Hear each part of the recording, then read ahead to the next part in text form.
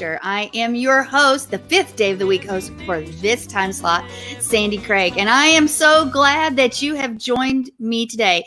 Well, if you want to know who I am, I am a pastor with my husband. We co-pastor Life of Worship here in Amarillo, Texas. Yeah, we're broadcasting here in this house from Amarillo, Texas. And we have services live on Shabbat. And you can tune in to our services on YouTube Live at about 5 o'clock in the afternoon on Shabbat. So yeah, you want to do that. Also, we have a few other things we do. We have a Tuesday evening, 8 p.m. Central broadcast called Walking in Spirit and Truth right here on this network, as well as Monday morning War Room Prayers. And John hosts Let Us Reason Together on this time slot for the second day of the week time. Yeah, so there's a lot that we do and more. And there's a lot that the network does and more. You want to listen and catch up on that. And what is our main topic today? Well, we actually have two really good topics. In fact, so much that I need to talk less and get to the point. But we're going to talk about predestination. Is there really free will predestination? As well as, you need to stay tuned for this, the weaponization of our food supply. And we have a special guest host that's going to bring that forth. We want to hear all about it. So let's get down to business now so we can get to the good stuff, right? Yeah, right. Well, this is Thursday, November 7th, 2019, the 9th day of the 9th month of Sheshvan, Hebrew year 5780. And there are some things going on at Lamb Network. Yes, there are. As you notice, Stone Moss isn't here today, but he will be coming. So take heart. He's going to be here. We're going to schedule him in soon. But all of our shows are also broadcast right there on YouTube as well as Facebook.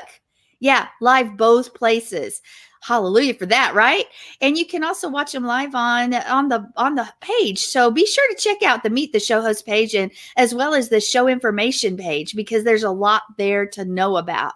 And you also need to understand that this is an interactive show. So if you can come into the chat room, we would love to hear what you have to say, hear your opinions, know what you know, and just let everybody else know too. And if you are watching from one of these sites, please like and subscribe. We want you to do that. Like it and subscribe. Share to your friends. Get up in front of your congregation and tell them all about it and share it with them.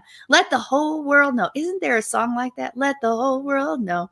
Anyway, there is, but you may not know it. So I do not do this show alone. And as I said, we want to get down to business quickly because there's some good stuff to discuss. Yeah, there are other people with me. And here with me today is Joe, the Hebrew, G.I. Joe, the lady ready for battle. And she is coming to us from Ohio, Toledo, Ohio. Hello, Joe. Toledo, yeah. Hello. It's good to see you. I was glad to. Sorry, I had to bug out quickly on the War Room this morning, but you saw what I had, my precious package that came to my door. That's a treasure. That's not just a precious package. That's Wasn't she? Treasure. Okay. If you don't know, my granddaughter, she doesn't normally come on Thursdays, but she came this morning and she saw herself on camera. She sang a song called With Amariah in the Family, Be Happy, Happy Home. And she kept singing it over and over before you guys tuned in. And then once you tuned in, she was just a chatterbox. She was. And what? I said she was, and she is. She is a chatterbox. And she has a new name for our leader, Mr. Mark David Smith, who is the founder of this network, who gets us going, who's the producer of this show. She calls him, what'd she call you? Shark? Shark. So your name's now Shark.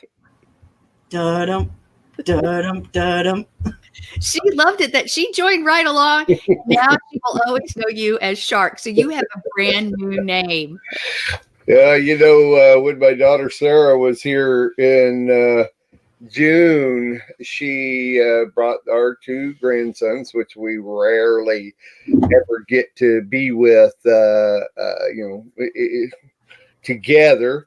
Thank God for FaceTime and, Marco Polo. She uses Marco Polo more than anything else, but we get to see our two grandsons every day, literally every day. We get to watch them grow up and all the different things that they do. But when they were here physically in June for a month, I got overloaded with all the new children songs. But my daughter was raised up by this old man here with all the old children's songs I grew up with. So she remembers them and she incorporates them with the boys, and it's not all new stuff, and which I highly recommend. Learn the old stuff. The good stuff from Sunday school was even good.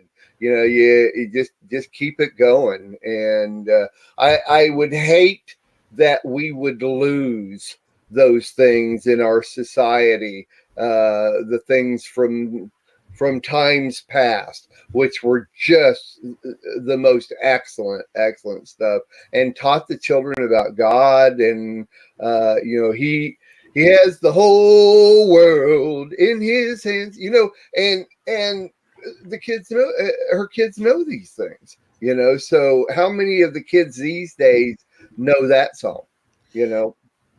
I don't. Mariah and I do. I may never. We walk around marching the infantry, riding the cavalry. Yeah. So we try to do them all. In fact, you probably don't even know. We'll sing "Only a Boy Named David," "Only a Little Sling." That's way back from when I was a little girl. I don't remember that one. Yeah, my mother was big on singing Bible songs all day. So when she was home, so needs to. Yeah, well, my mom messed them all up. I can see that. Y'all have met my mother now, so you understand. Yeah, it's not this little light of mine; it's this little light of mine. So yeah. Well, hey, thank you for mamas, and thank you for bringing it forward. Well, amen. I wanted to let you guys know before we jump into Mark's topic, which is a topic we're all going to discuss. I did not answer the question of the day last week that said there's a study that finds men with these will end up making better life decisions. Before I give away the answer, does anybody want to tell me what it is? Say it again, the question. There's a study that finds men with these will end up making better life decisions. Children. Well, I think. I'm sorry. I said children. Children. Well, that's a good one. I think it's the same answer that you had for another one of your questions. I think it's a man cave. If you have a man cave, you get to go. The men go in there by themselves. They get to be with God. So be with God. J.L. Craig needs to tell us what he thinks real quick. What do you think? There's a study that finds men with these will end up making better life decisions. Because I'm going to give away the answer in about 10 seconds. He's not doing this while he's driving, is he? Shh. I will not be responsible. All right. Okay. Well, guess what it is? It's daughters. Wow. Men with daughters will make better life decisions. Well, let me just sit up a little more straight here. I have to totally agree with that. Oh, well, anyway, sorry I didn't give that information before. Especially guys, the men with two daughters, right? Because it balances them. One's okay. One is fine. Well, I would love to stay here for a little bit, and I would love to jump into our news attack, but we're going to skip all that today because why? We can arrange this program however we want to, because Mark has a topic that we're going to jump into and have a little fun with. It says, God knows everything before it happens, right? Question mark. Predestination? Question mark. So, Mark, tell us what you're thinking.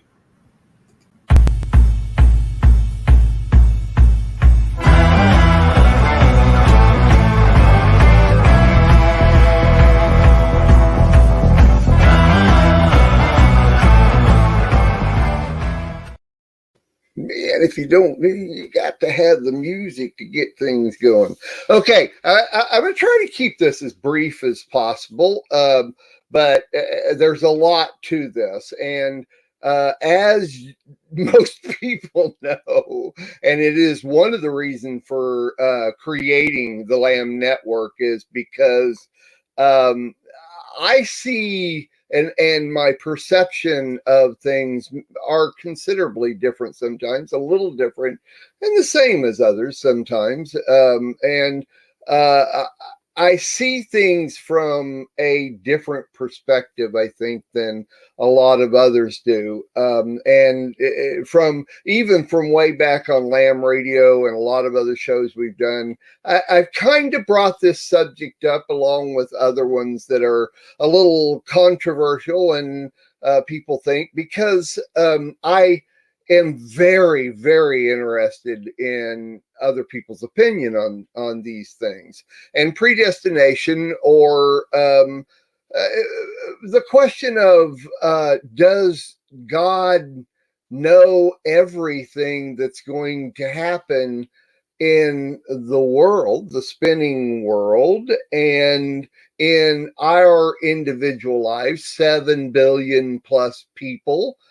Does he already know those things that are going to happen from now until the time we go to be with the Lord? Does he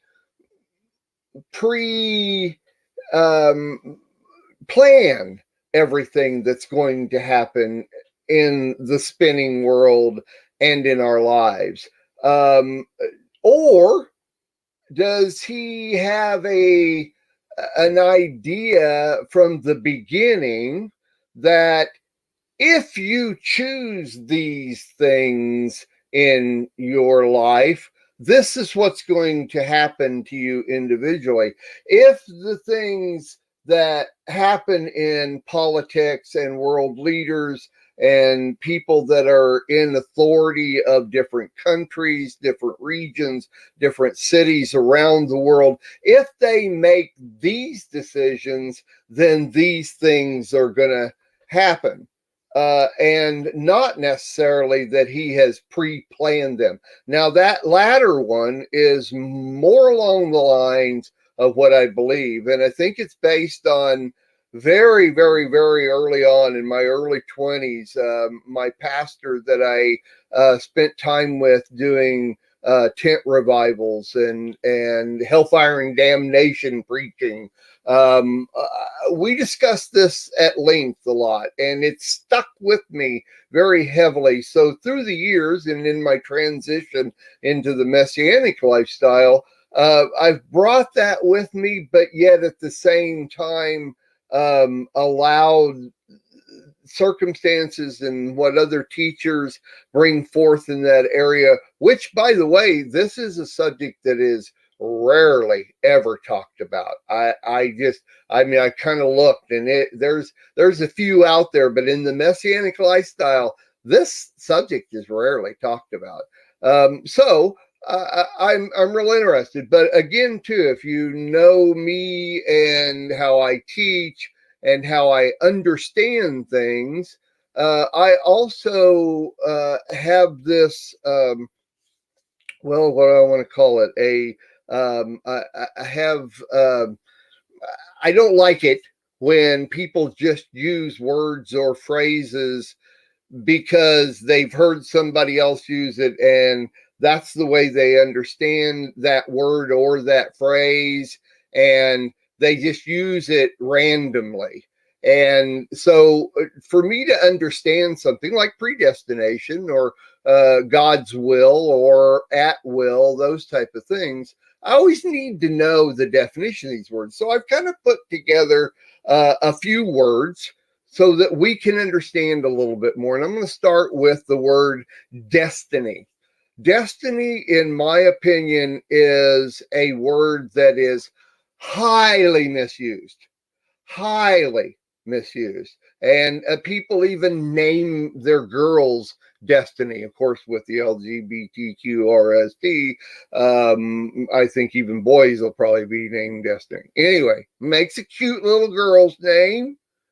But do people really look up the definition of these things before they go naming their kids the names they name them?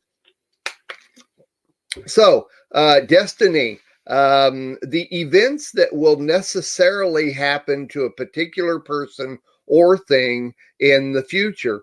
the hidden power believed to control what will happen in the future. And then they put the word fate. I think that's interesting. So, and by the way, these words, all these words that I'm giving you are, they're from Latin. And so that makes them Greek words. Don't get me started on Greek words. That's a whole nother show and a whole nother subject and talk. So let's flip over to fate. The word fate means the development of events beyond a person's control. Beyond a person's control, regarded as determined by a supernatural power.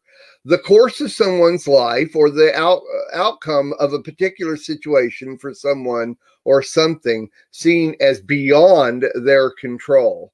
The inescapable death of a person. Now, this is the one you really want to get, because fate is the base word that is behind destiny. And this is where these come from. Being a Greek-based word, this next definition will explain these in detail, and also the next words that are coming based off of the word destiny. Destiny and fate. Fate is our base word, our foundation word that creates all these others. So I want you to listen to this, because this is really important. This is the origin of all these words. It's three goddesses who presided over the birth and the life of humans. Each person's destiny was thought of as a thread spun, measured, and cut by three fates. These are harder than the other ones. Lachesis and Tropos. Those were the three goddesses. So that in itself ought to give you an idea what we're looking at when we're talking about fate, destiny, predestination. And let's go to predestination next. The definition of predestined or predestine is of an outcome or course of events determined in advance by divine will or fate. Divine will. That means of a supernatural god or goddess, that it's their will. And we'll get into that more here in a minute. Of God, capital G-O-D, destined someone for a particular fate or purpose, determine an outcome of course of events in advance by divine will or fate. Once again, the same thing. So here's another word that I wanted to check out. Preordained. In other words, it's kind of the same thing as it's an outcome or course of action decided or determined beforehand. Predestined, decided or determined beforehand. So there you go. Preordained. That's another word that is kind of commonly used. Here's another word that we're going to hear a little bit more about, and that is the word providence. Remember, all of these words come from that original word fate, which in the Greek has made these other words. The word providence, the protective care of God or of nature, of God or nature, as a spiritual power. So, and the word God they have in here is capital G-O-D, the protective care of capital G-O-D or of nature as a spiritual power. So providence, if you use that word providence, you have to let everybody know, is this of capital G-O-D or is it of Mother Nature? God or nature as providing protective or spiritual care, timely preparation for future eventualities. Here's another word that is used somewhat, but is wrongly used. It's paradox. It comes from the same base, fate, destiny, predestined, all those. Paradox, a seemingly absurd or self-contradictory statement or proposition that when investigated or explained may prove to be well-founded or true. A statement of proposition, logically unacceptable or self-contradictory. A situation, person, or thing that combines contradictory features or qualities. And that's what I was talking before, capital G-O-D, or nature. So it's real common in man to use in our lives, in our lifestyle, in the Christian and Jewish lifestyle, and the world as a whole. It's real common to use words that are actually contradiction of themselves, but yet sound so much like what you're saying, it doesn't really work. So predestination, this is the definition of this based on Wikipedia. Predestination in theology is the doctrine that all events have been willed by God, usually with reference to the eventual fate of the individual soul. Explanations of predestination often seek to address the paradox of free will. So the contradiction or contradictory statements of free will. So when you say God's will to do this, you can actually have a contradictory statement in there, whereby God's omniscience seems incompatible with human free will in this usage. Predestination can be regarded as a form of religious determinism and usually predeterminism. Predetermined, so determined and predetermined. Let me give you just a little quick history. There is some disagreement among scholars regarding the views of predestination in first century Judaism. So Christianity had their idea of predestination, but Judaism was way off. In other words, they absolutely believed in God, but it is God's will, and this is more my understanding, is that it is God's will that these things happen, and that's what his Torah is all about, and the prophets, the writings, the Brit Hadashah.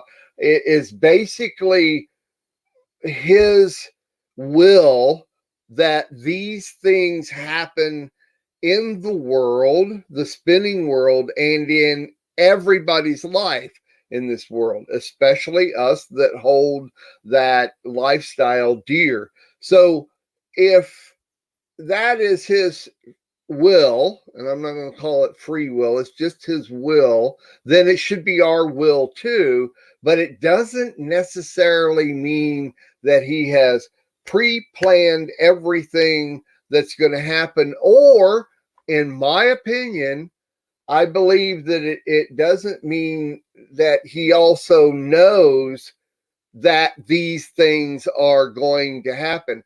I believe because of will, because of our free will and God's will, God has given it to us to have that free will, and we can make a decision of which direction we're going to go. When we go a specific direction, or when world leaders go a specific direction, it causes these things to happen. He wills it, but it doesn't mean that is the way it's going to go. He knows the end from the beginning because he knows the heart and the will of man. And overall, this is the destination that it will finish up. Doesn't mean that it's destiny, predestination, or predetermined that way. That's my opinion. So here we go. let's bring everybody in and get everybody else's opinion on this. Let's start. Sandy, what do you think? I mean, based on the whole thing that I put together, I'm very interested. There's no wrong or right answers. Well, I personally believe, and this is only my opinion, that I believe that time is something that we are restricted by. It says that we are seated in heavenly places right now with him. And with that being, I believe he does know the end from the beginning, as you said, but you said it in a different aspect. I believe that he has given us, he has things set in order, but he also is not restricted by yesterday or tomorrow, that he's already been at the end. He's already seen the end. So thus he knows our choices. There was an interesting thing I came across on this, and it says, let me find it and I can tell you what it says. The sun can melt butter, but it can also harden the ground. The sun can make the flowers grow, or the sun can cause death to those very same.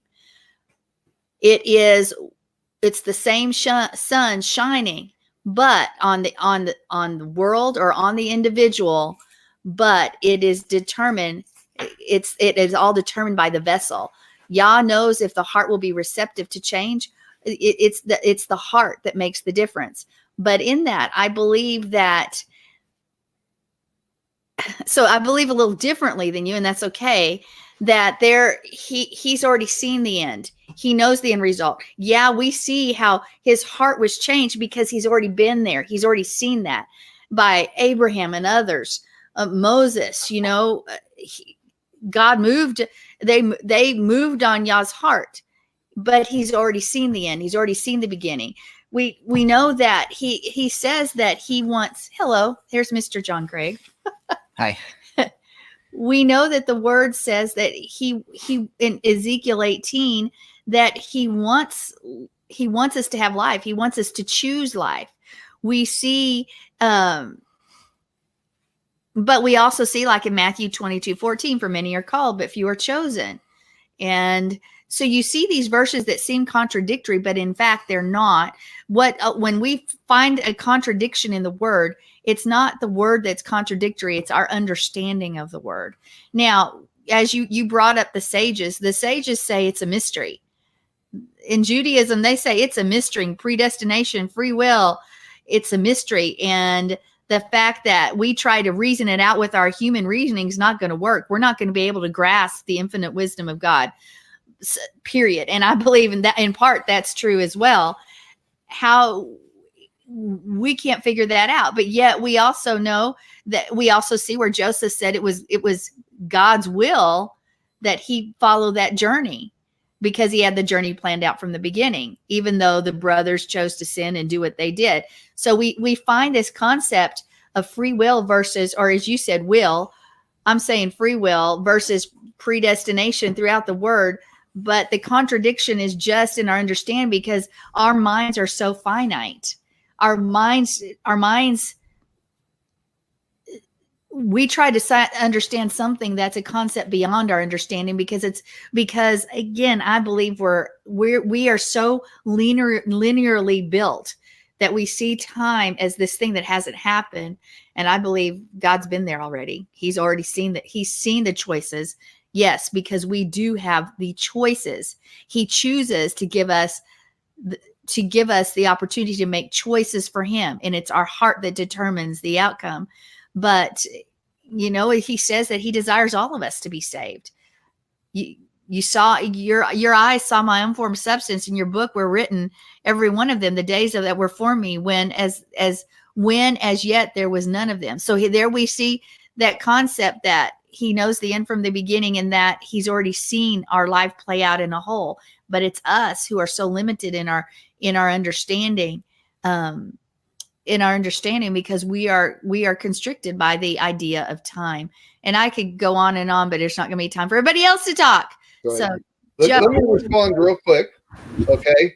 two things. First of all, extremely good scripture that you brought up when he says that I laid before you life and death, choose life, right?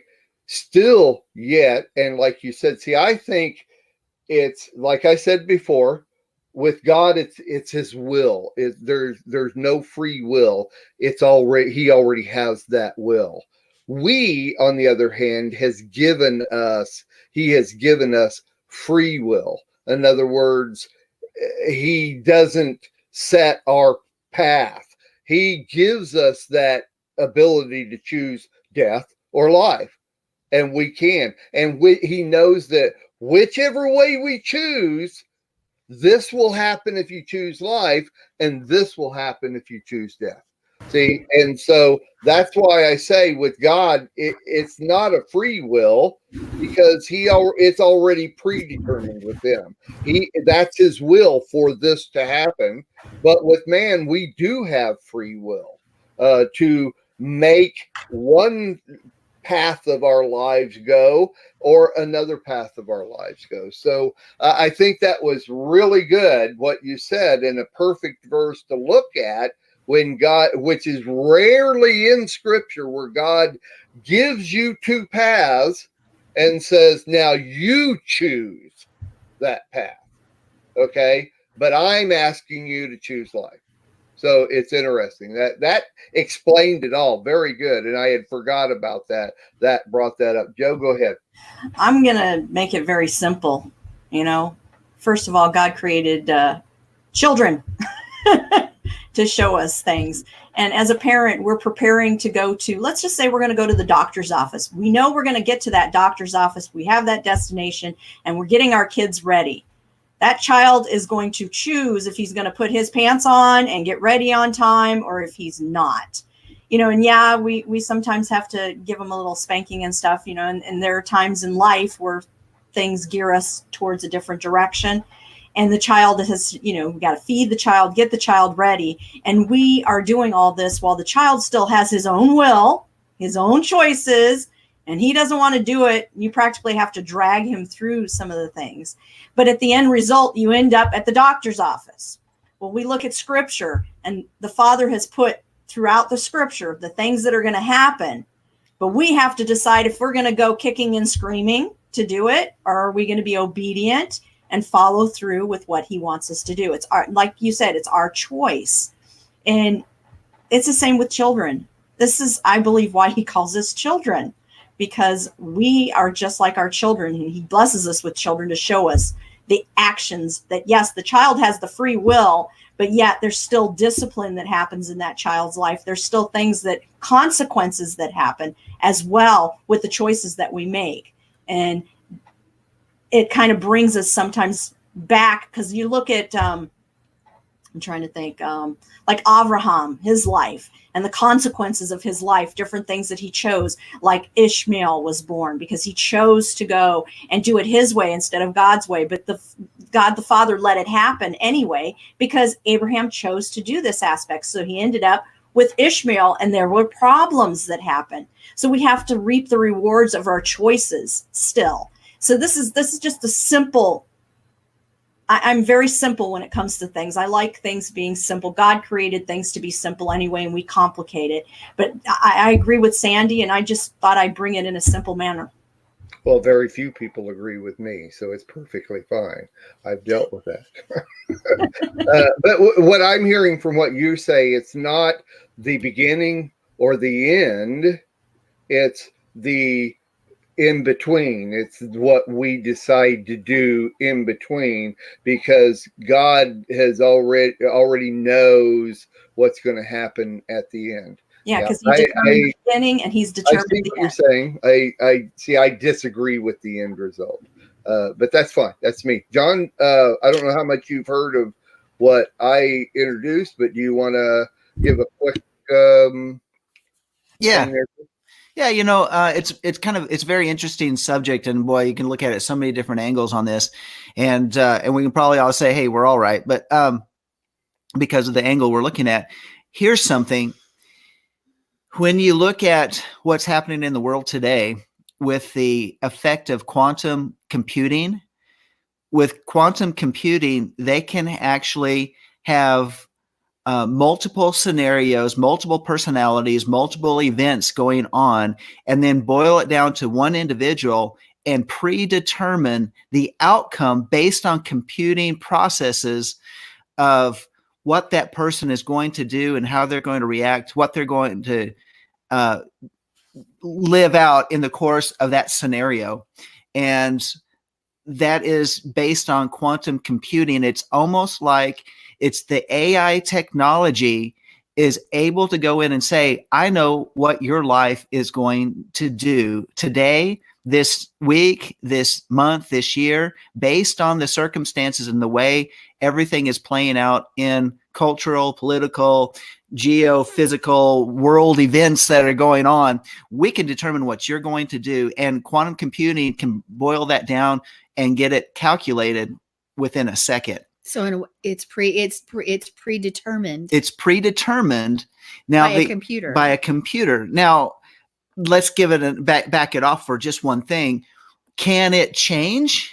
Yes, because we've been given a free will, and that free will can say, "I'm going to change it up today and completely blow the algorithm." And I really think that that kind of plays in with this whole concept of predestination in terms of a hard sense, is that we've been given that whole element of choice is that one factor which may end up being the very one factor of our eternal destiny. Yet the Father knows the outcome. So there we go. That's a 2 cents on that. No, that's good. And see, that almost is where I'm at with it, except that I think only the very end of all of time and all of what God has in plan is what God knows. In between there, he kind of has an idea because man and world leaders make certain decisions. I agree. Very similarly, and I'm almost done here, very similarly, I've asked John, Sandy, and Joe to watch a documentary that I just saw on Netflix. I think everybody should watch this.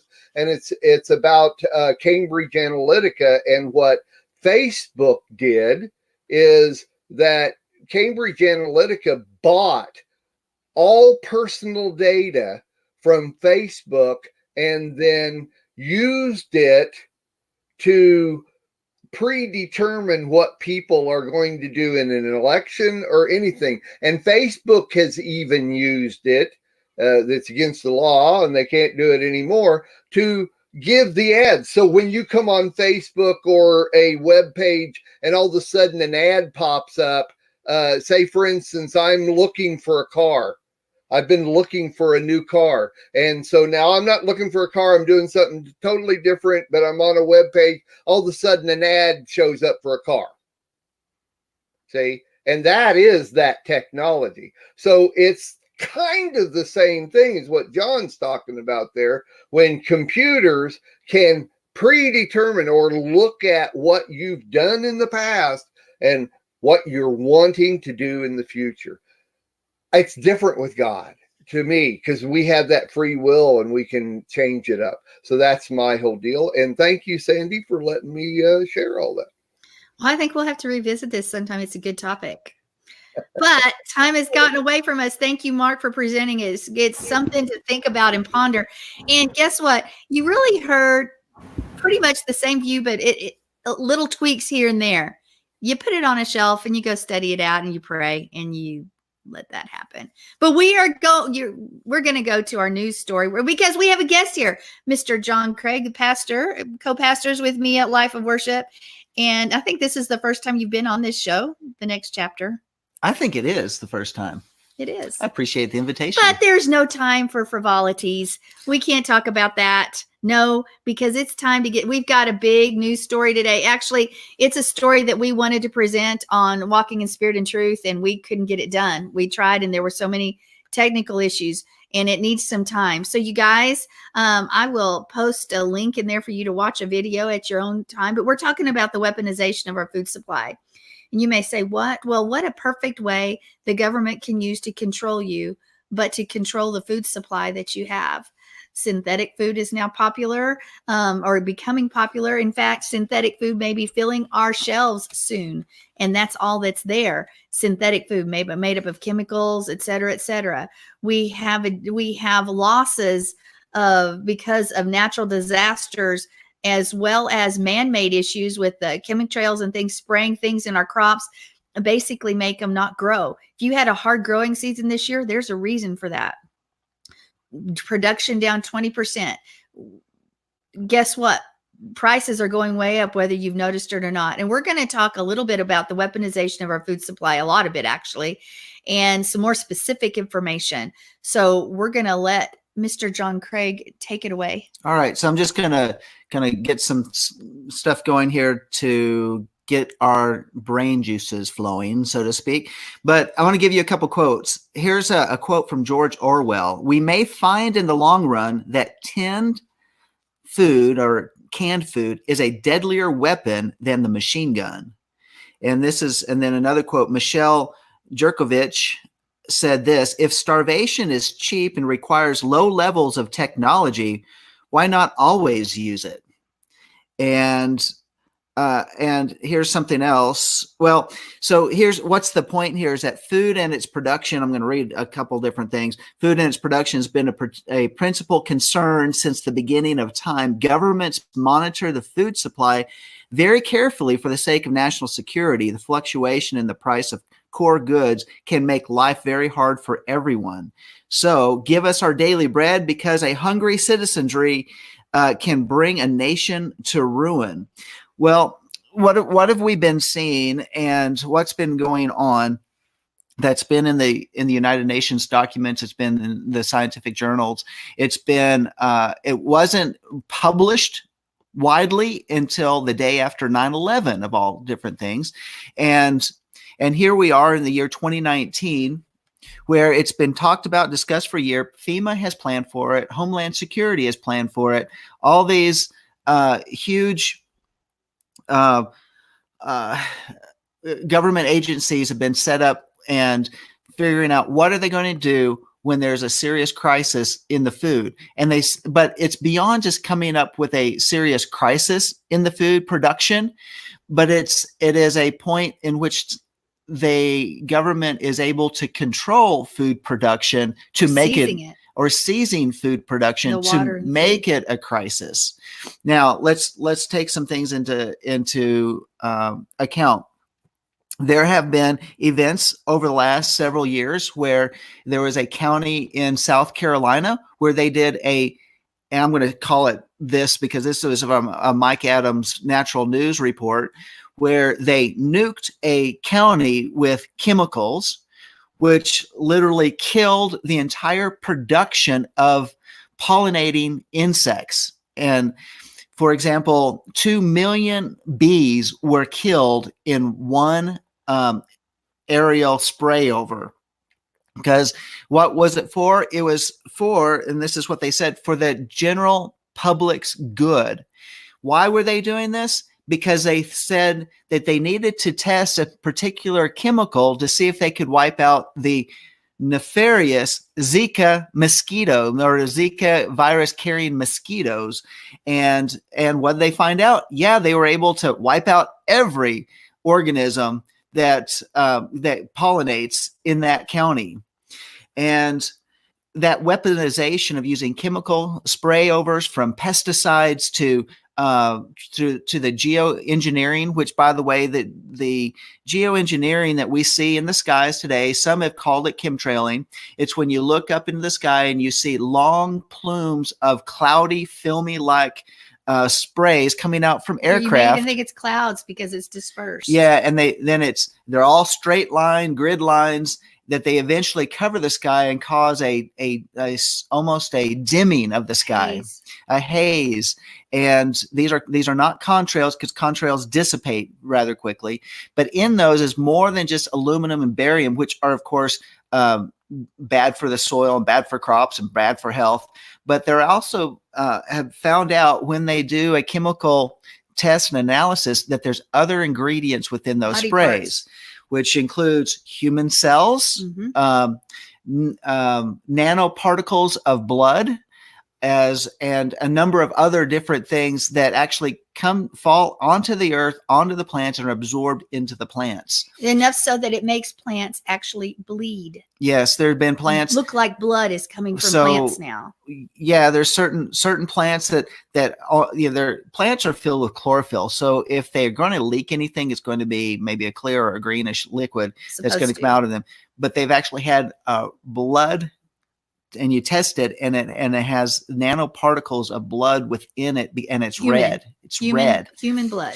There's things that's in those chemical spray overs, and that is causing an oxidation within the plants. And for example, one lady, and her name is Celeste Bishop Solomon, and she was part of FEMA. And she was involved in these high-level government organizations. And when she found out what the whole plan was, she packed up her suitcases and left town. In fact, what she did, she heard them laughing about killing the population, which is why this is happening. It's the global agenda to knock off the population, to control and seize the food supply, so that the only food that you get comes from the government, synthetic food, which will either kill you at the moment or kill you later down the line. But it is all part of the plan. And she heard them talking, and there was this evil demonic laugh that came forth from these people. And she packed up her bags and left. A person that was in this organization said, I can't be here, because there was an evil to it about the whole goal of killing the population and how fun it is. And she's heard it twice, but she packed up and left and got out of the government that moment. Yeah. Literally. So the best way to wipe out populations, and the most cost efficient way, is the answer to this question: why waste bullets when you can bring a nation to its knees by starvation and disease? Now, when we look at what happened with the crops this year, the crop production this year in the United States is only 20% of what it was last year. And we can say a lot of weather related different things. And the question is, the weaponization of our food supply is not only related to the geoengineering aspect of it, but also the weaponization of the weather, as it's to control the food. To control the food process. Too much rain, not enough rain.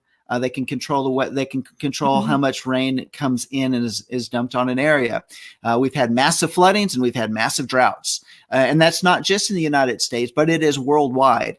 And so much to the point that China is like, what are we going to do to feed our population? And they've been coming to the United States. And President Trump just passed some type of trade bill with China by which we would sell a portion of our food to them. But what's happened this fall during the time of harvest? They have, and of course, there's harvest throughout the summer. So they've not been able to get into a lot of the fields because there was such an early snow in much of the bread belt that they cannot get into the fields to harvest the soybean and the corn. And because the snow came and it's too wet, and then the concern of fungus and molds and stuff getting on the crops, not only the production was less, but what they're able to harvest out will be less as well. These are the things that the government's been paying attention to. Well, how's that going to translate? And we're going to kind of boil this down. How does this translate into what we see at our shelves? Because most people, it's strange enough that our education system doesn't tell people how food gets to market, by which we go to the grocery store and buy it. But most people, what we're going to be seeing in the near future is going into grocery stores. Even as soon as Thanksgiving, guys. That going to the shelves and saying, how come we don't have much food on the shelves? It's because the production's not there. The canned food that we're seeing and the processed food that we're seeing on the shelves today is from last year's harvest, because they're still getting this year's harvest out of the fields and going into production. The very little that there is. So go ahead. I wanted to just help you guys understand too. There is legislation that controls every part of food production. It controls everything from the transfer of food to the growing of food. Anyone who carries food, regulates grocery stores, anything like that. And you may think it doesn't impact the backyard farmers anymore. Well, that's not true. As of on October 31st, 2005, under the National Animal Identification System, there was a 3-prong approach.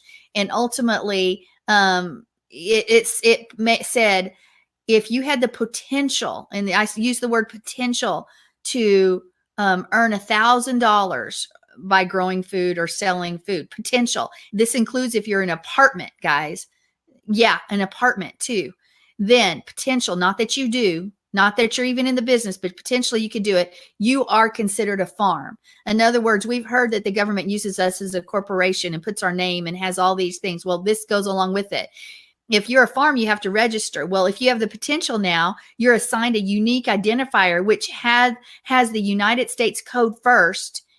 And that means your assets and your property and your name second. So if the U.S. defaults, the U.S. is the first person on the title, you're the second. You pay the bills. And in the case if the U.S. goes bankrupt, they can seize your property because you could potentially sell it. Now, here's the next thing. If you have a garden, it's now legal to have a garden because it was illegal. But here's the deal. Your garden can only feed you. If you feed you, it does not allow you to feed your family. If I grow something in my garden, I can't feed him. Because once I do, then that becomes that's an illegal, that's like a farming activity. You are only allowed to grow food for yourself. Personally, you, not your family, you. So you may grow food on your own food on your property and consume it without the government regulations. And if you eat it yourself, you don't have them. But if you serve it to any member of your family, now you are subject to all government regulations. Now, who of us is going to grow a garden and not serve the people in our home? Well, because we serve the people in our home, we are now subject to government regulations because they want to control all the food and they want to get rid of the food, just like they push vaccines, because the vaccines are ultimately, there are things in there that are going to kill you. 9% effective this year is what the government says their vaccine is, but yet they're pushing for flu vaccine. For the flu vaccine. Only 9% It's the effective. same with the food. That's why they're moving to synthesize food, fake food like fake news, because that way they can add what they need to add and control you as a person. Are you going to be subject? Are you going to do that? It's been suggested by Celeste that you start growing food in your home during the winter. I don't know how that's going to work out, but I'm thinking I'm going to figure it out. Now, here's the next thing. You may say, well, I'll just go out into the wilderness and get my own food. Well, that's not going to work either, guys, because the government planted this thing in the wilderness areas called chronic wasting disease. And it is a real thing. And it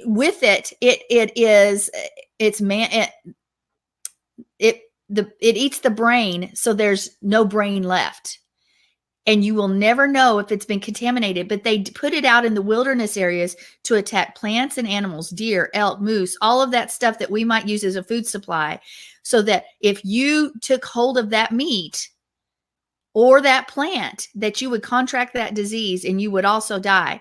It's man-made bioweapon and similar to the Andromeda strain. And we got to take it serious. And they've done it so those people who live off the land can no longer live off the land. You have to come into the cities. You have to be government dependent. It is all a plan of our government to control us, the weaponization of our food supply. So we can't even go out and kill our animals. Now, if you look at the map is centralized in some areas of where the chronic wasting disease exists. But Celeste Sumar, who was in this government thing, says, don't be fooled. It's everywhere. You know, don't depend on a test. Don't depend on anything. This chronic wasting disease is out there in the wilderness areas on plants and wildlife so that we can no longer search out plants or wildlife for ourselves without being subject to this disease and dying from it. Right. And so one of the whole purposes of this is for population control in terms of how many people are living. And of course, the stated goal of the globalists is to reduce the world's population to 500 million, according to the Georgia Guidestones. And the Pentagon's National Defense University said this on the eve of the 2003 Iraq War.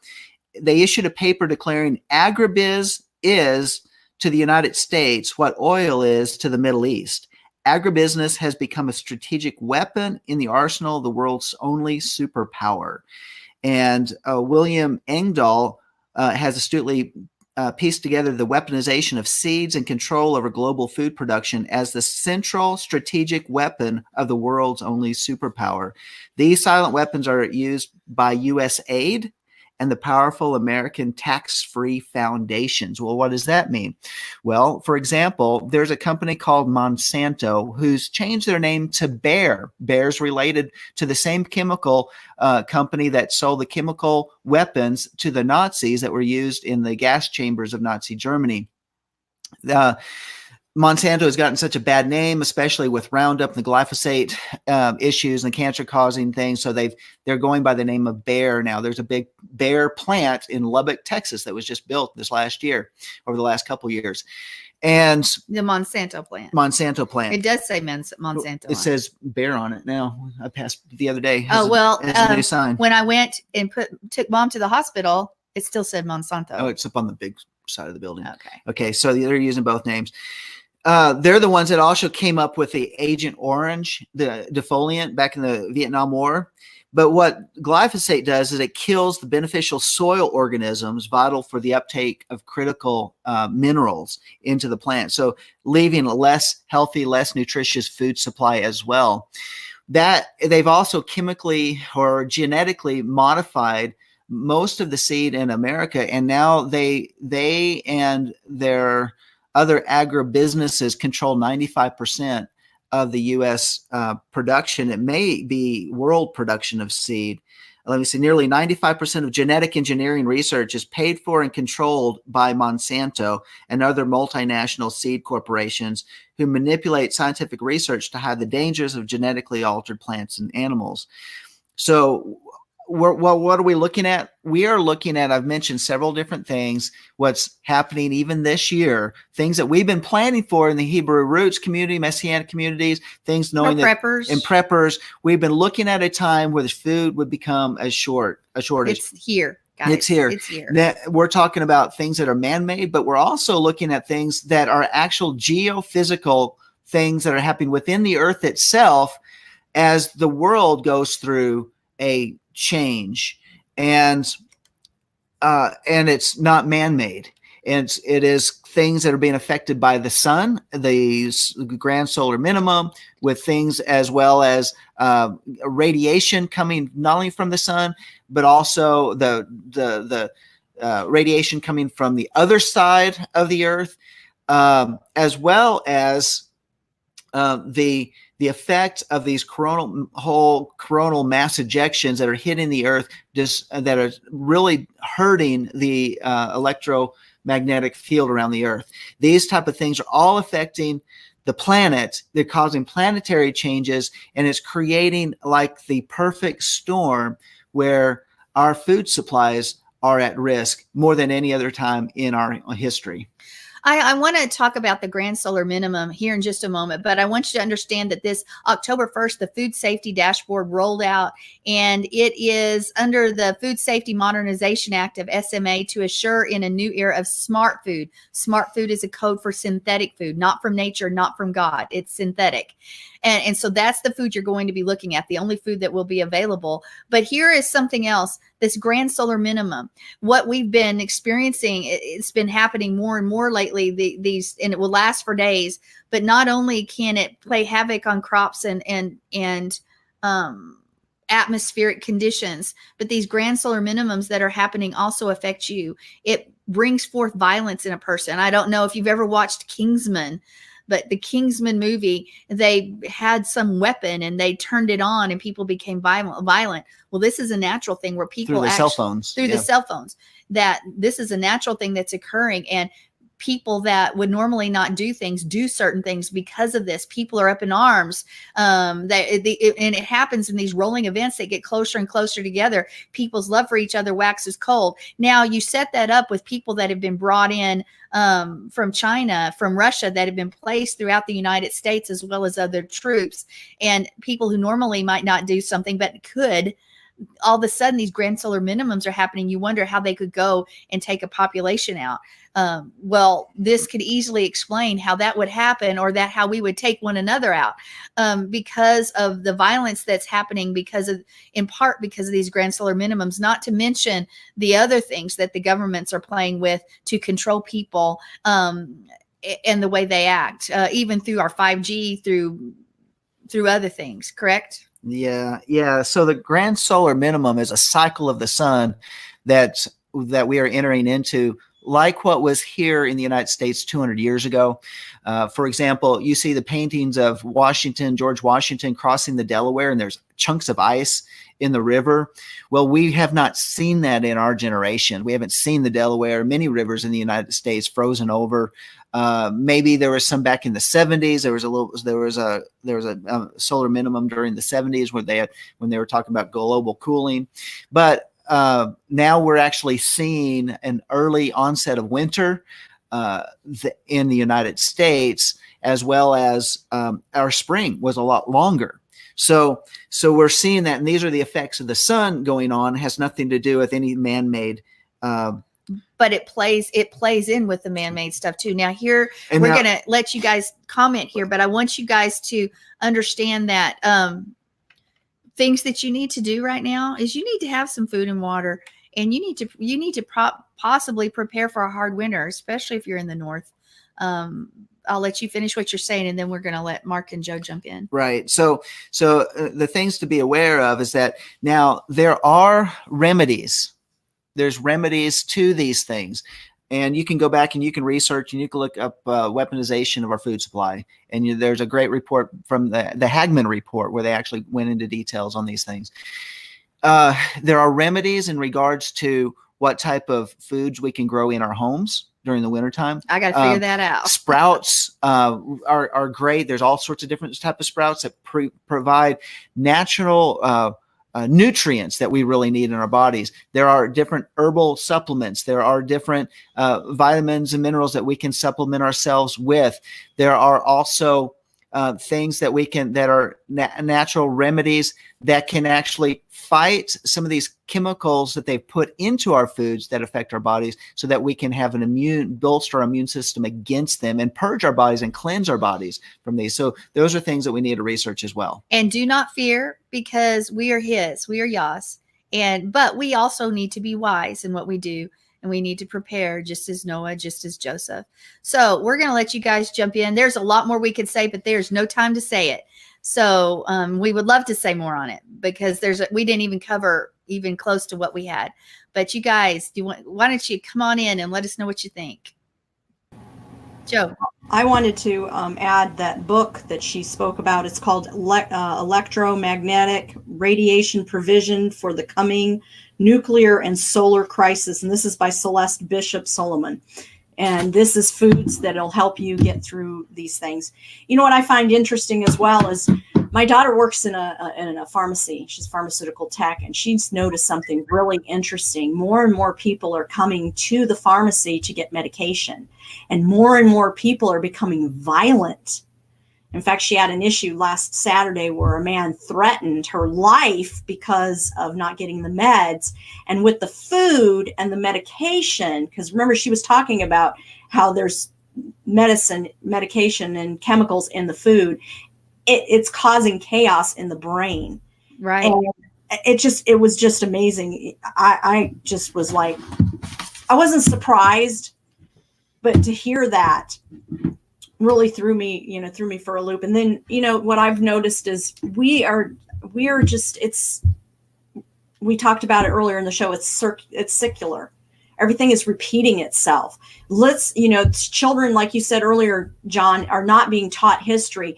They're not being taught during the 1935, 34, I think is when Hitler started to come into power, and he started taking control, and he took control of the food and everything, and everybody had to have papers.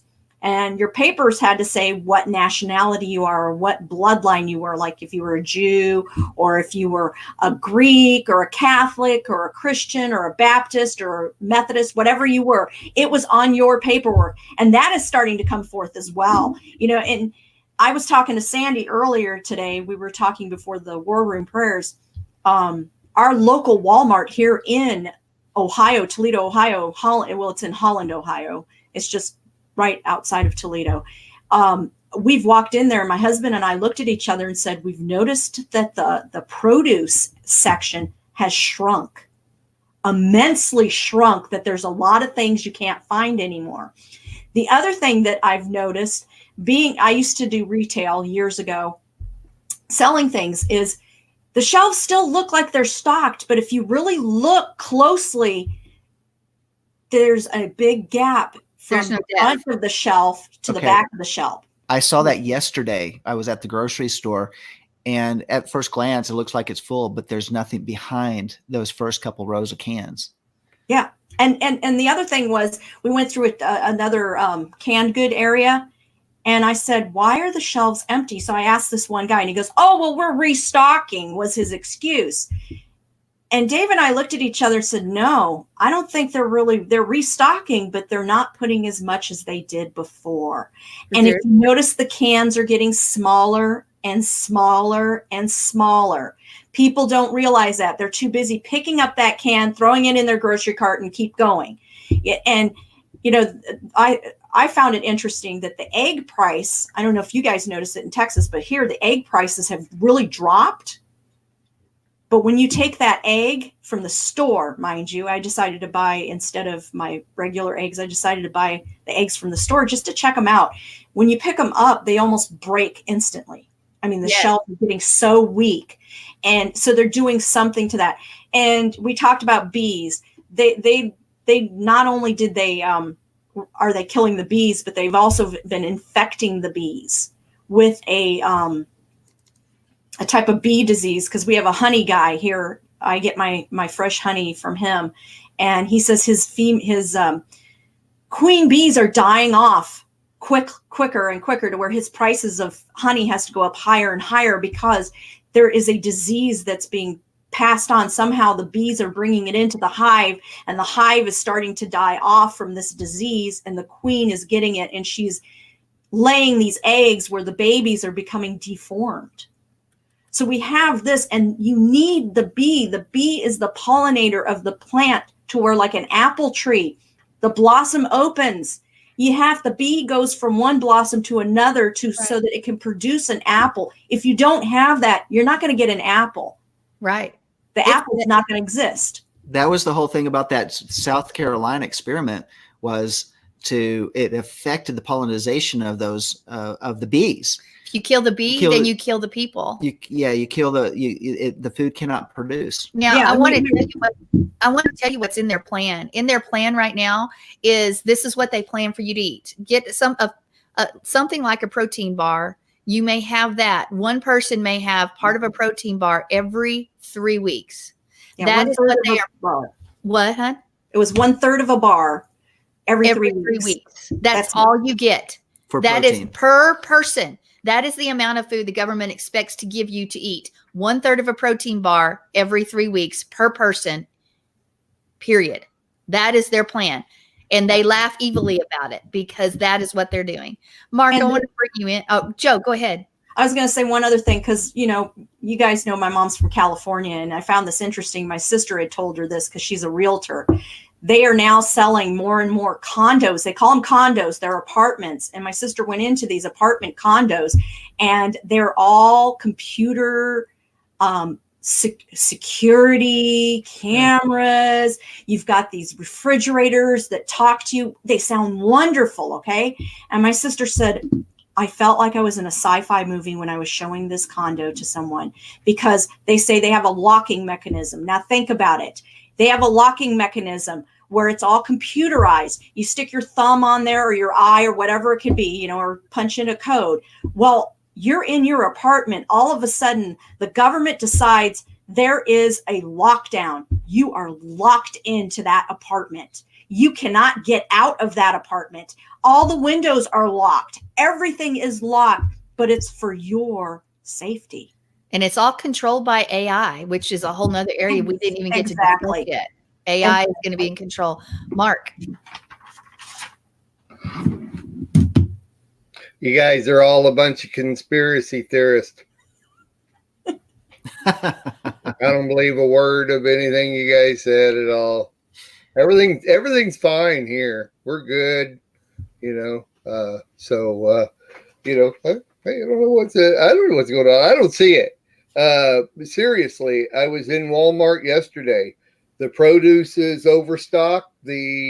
All the canned goods. This Walmart here, they stock 24/7. There has never been one time I have not been in that store in the aisles, in multiple aisles, that they are constantly stocked. And I'm saying the full thing is there. Now, that's what I see. I mean, I can only speak of what I see. I don't study this stuff out like you guys do, so I don't really have anything to add except that so much. One thing Joe said that I do agree with, that I've been noticing for quite some time, is the eggs seem to break immediately, and I don't like my yolk broke. I want that in over easy, and it's easy when the shells are so thin that you break that, and it's real easy for the yolk to break too. So I've had to learn not to. Now, we'd love to buy them at somebody's house down the road, but the one we were getting them from don't do it anymore. So anyway, seriously, I don't personally, I haven't seen it, so I can't speak to it. I believe everything that you guys are saying. My fingers are crossed. I'm just joking, but I mean, I trust and respect everything you're saying. But once again, here's my question. Could this be at least starting from regional areas? If both of you guys are seeing it, but I don't see it at all anywhere. And we get our groceries from 3 different sources. In other words, I buy the basic stuff that is no big deal from Walmart.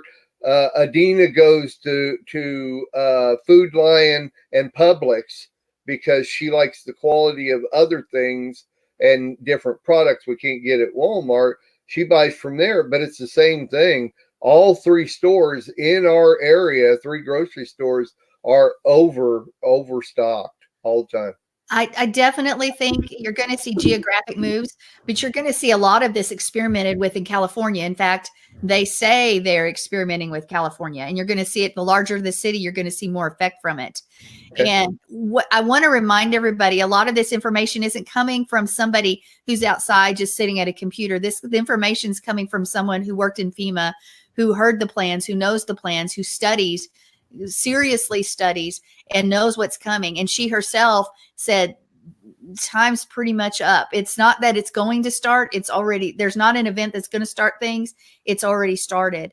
I can tell you right now here in Amarillo, I was telling Joe this earlier, canned salmon and some things like that, that's been unavailable now for 5 to 6 months here in Amarillo, Texas. It's been off the shelves. You look at the shelves and there's a big blank spot. And I keep thinking they'll resupply, they'll redo. Nothing's ever, at least the last time I went to the store, which was a few weeks back, but it was not there. And that's been months. So I'm going to let you talk some more, John, here, but I want us to remember, it's not just us sitting out here. This show is simply, you don't have to believe it. It's okay. But we want a warning out there, just because we do need to be prepared. What if she's right and by Thanksgiving there's nothing on the shelves?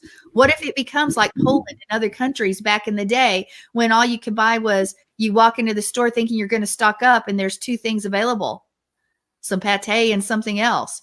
You know, are we prepared for those times to come? Are we prepared? You need to ask yourself. I understand what you're saying for Thanksgiving, but isn't it great that Christmas presents aren't food? Because there's an overabundance of those. And so I think they're taking everything off the shelf as food to make room for more Christmas gifts to be sold. Think about that, Mark. Yeah. Hey, you know, you got to have different perspectives on these We things. can eat the cardboard, right? So I want everybody to consider this. This is according to the FEMA statistics, is that only 3% of the people that are listening to this broadcast or that are studying this out will actually do something about their own food supplies. 7% of the people listening that learn about this stuff will do one or two things.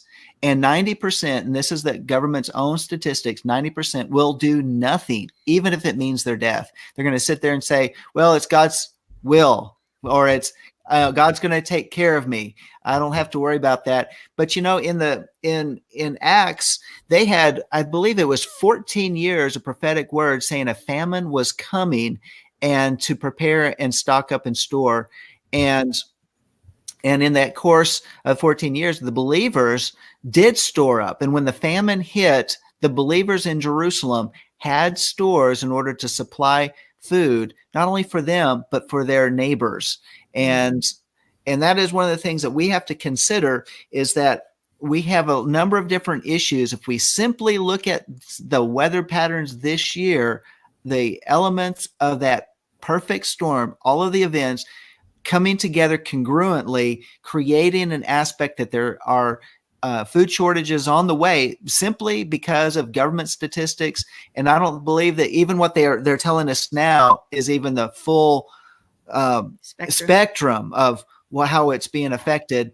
That I think they're even they may be even being a little too positive on the food production. Now, I'm not trying to say look at the glass half empty. I'm just saying let's be realistic and be prepared. And what do people do when they're hungry?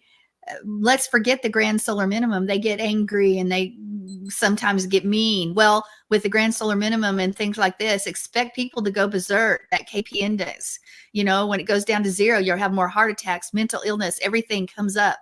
And all this is happening at the same time.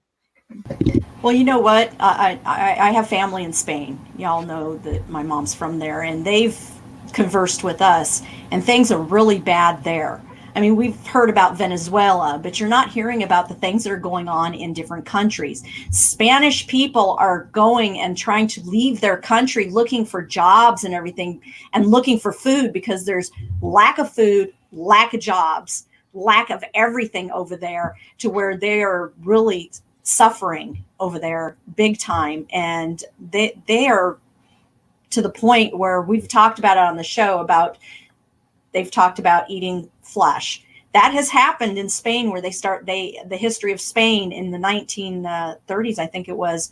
My mother had told me about the stories about how they ate the rat. First they ate the cats and the dogs. Then the rats started to come and they started to eat the rats because they were starving. The people were starving. Well, it has begun in Europe. It is spreading, people. It's not just going to be over there like we've seen in many years, where we're like, oh, it's just over there. It's not over there anymore. It's beginning to happen here. We're starting to see, like Mark doesn't see it in his area, but we're seeing it in Toledo, Ohio. They're seeing it in parts of California. They're seeing it in Texas. They're seeing it in, I believe she was from Minnesota, right? Or Montana. Montana. So they're seeing it in different places. They're strategically putting it in different places. And in this area, Lucas County is where I live. Lucas County and Wood County have farmers. The farmers do corn and soybeans. Their corn and soybean products were about not even 20% this year because of the rain and the snow, because of the area we're in is like considered swampland, and they had lost a lot of crop. In fact, even the farmer that used to be my landlord, his home garden he did a home garden that was like 20 feet by 30 feet for him and his family and his brother and their family. You know, they all get together and do it together. And he says we got 1/3 of anything from that garden this year because of this weather. Yeah, I and think because of the stuff. Yeah, at Celeste Bishop Solom's website at theshepherdsheart.life, You can look that up. She's got a blog on there where she took pictures of her garden, comparison of last year and this year, and how and she has greenhouses. She has a greenhouse where she grows a lot of her stuff, and she showed the difference between last year and this year. And she's someone that has been doing this for decades, for 50 years. She knows how to grow plants, raise chickens, all that sort of stuff. And she showed the difference of how her own soil, which she mends, she puts not chemicals, but nutrients, all that sort of thing to grow organically productive plants, how it's been greatly affected. Well, there's so much more to say on this subject, but we have reached the end of our broadcast. I know. I'll make a segment out of this so that we can have it individually on the website. People can go watch this individually. So, and that will be available. I'll publish it to the social media and that type of thing too. So, but we do want everybody to understand that this is all top secret. So please don't tell anybody about it. Oh, guys, there's so much more to talk about on this subject. We could, 2 hours would have been a start, but there are so many parts of this that we didn't even begin to cover. So do some research on your own and pray. And if the Ruach, if the Holy Spirit leads you, do some preparation. They always say you should have at least 3 days of food, even for natural disasters, food and water. So at least have that. And maybe if you figure out how to grow a garden in your tiny little house, which I've got to figure out in the midst of winter, let me know, because I'm going to be working on that myself. So, and if there's two of you, you need to have two gardens. Yeah, you got to have one that says John and one that says Sandy, and then one that says Amariah, et cetera, et cetera. So, but you know what? Let's pray and let's not fear, but let's be informed. All right. We do not fear. Look, Father did not give us a spirit of fear, but of power, love, and of a sound mind. He gives us wisdom on how to work and how to act. And we remember one thing we've got to be ready for is our heart. And the safest place to be is the center of his will. So that's where to be. Anyway, I want to thank you guys for joining us. Thank you, John, for coming on the next chapter for the first time. My pleasure. And I know you wanted to talk more. So we may have to have a part 2 or something somewhere. Maybe it'll be on walking this next week. So maybe we'll put some time aside for some more of this to continue this conversation. Mark, thank you for joining us. Joe, always a pleasure for both of you. And I guess, what else do I need to say? Oh, next week we are going to have part 3 from Sherry on the seductive nature of the occult, part 3. She's going to bring some things forward. So you don't want to miss that. And I'm not looking at a script right now. I think that's it. So, hey, till next time, to everybody, thank you and shalom. Shalom. Shalom. We'll be dancing in the streets, dancing at his feet, dancing in the streets of gold. We'll be dancing in the streets, dancing at his feet, dancing in the New Jerusalem. And we will sing Kadosh, Kadosh to the Lord of hosts, joining in the angels' choir, and forever we will be.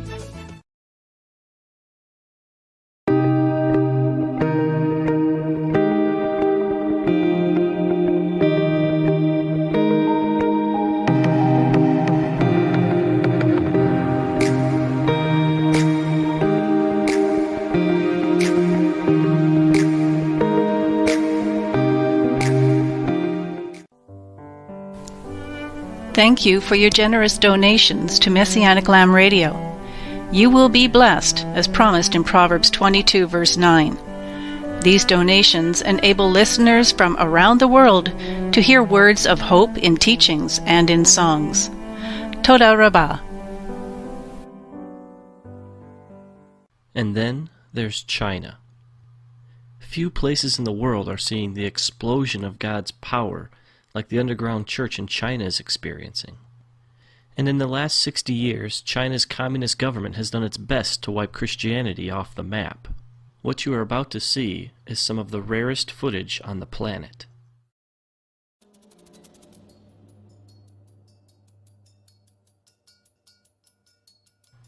In this church, the people wake up at 4:30 to come together for 2 hours to pray and worship. They do this every day.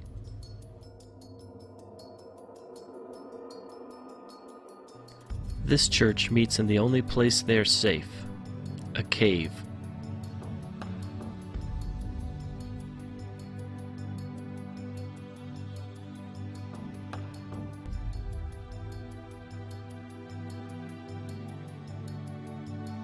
This church meets on a farm, far away from prying eyes.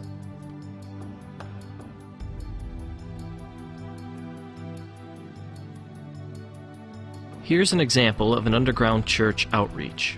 The people sitting are Christians. The people who are standing are not. This particular preacher was once crippled, but was healed when someone prayed for her. She now preaches the good news of Jesus to anyone who will listen. In this particular meeting, over 1,000 people became Christians.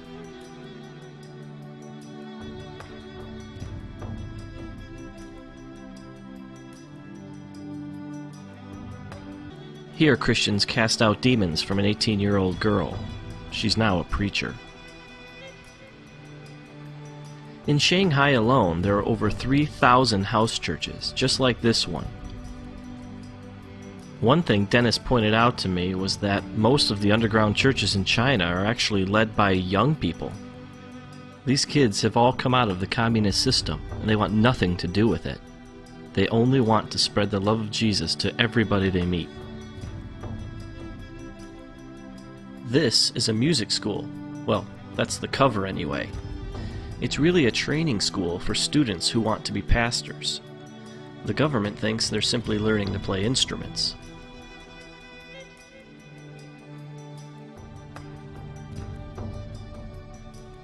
One thing I quickly realized about the Chinese church is that it's a lot different from the American one. For one thing, they think a 4-hour sermon is short. In this church service, it's 120 degrees inside the building. The people meet for 12 hours straight.